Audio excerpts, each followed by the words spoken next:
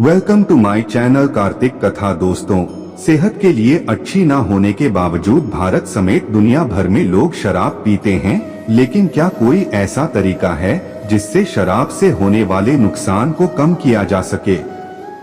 इस वीडियो में हम आइए जानते हैं कि शराब किस तरह खाने से पहले और खाने के बाद आपके शरीर पर प्रभाव डाल सकती है। शराब सेहत के लिए अच्छी नहीं और हम सभी इससे सेहत को होने वाले नुकसान के बारे में जानते हैं, लेकिन फिर भी यह काफी हद तक दुनिया भर में अधिकांश लोगों की लाइफस्टाइल का हिस्सा बन चुकी है।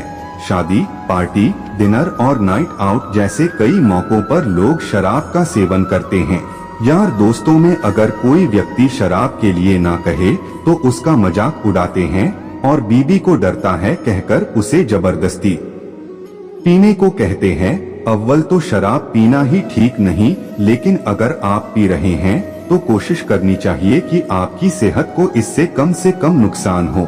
यहाँ हम आपको बताएंगे कि किस तरह आप शराब से होने वाले नुकसान को कम कर सकते हैं और ड्रिंक से पहले कुछ खाना सही है या नहीं, उसके पहले जानते हैं कैसे दिल और दिमाग पर छाती है शराब। जब हम शराब का पहला घूंट पीते हैं तो वह सबसे पहले पेट तक पहुंचती है।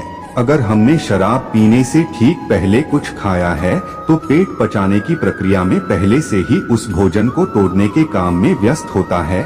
इसका नतीजा यह होता है कि शराब तेजी से शरीर में अवशोषित नहीं होती है।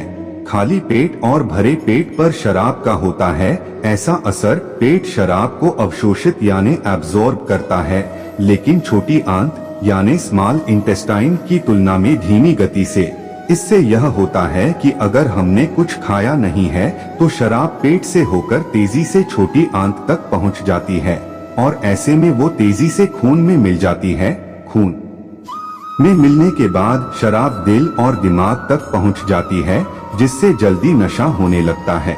अगर आप खाली पेट शराब पीते हैं तो शराब को छोटी आंत तक पहुंचने में ज्यादा समय नहीं लगता और वो तेजी से नशा देती है। खाली पेट शराब पीने से शराब का प्रभाव बढ़ जाता है, वो तेजी से एब्जॉर्ब होती है और नशा भी तेजी से बढ़ाती है। इसलिए खाने से पहले शराब का सेवन अलग तरह से असर करता है। वहीं भोजन शराब के सामने एक सुरक्षात्मक दीवार का किरदार अदा करता है, जो छोटी आंत में शराब के अवशोषण एब्जॉर्प्शन को धीमा कर देता है।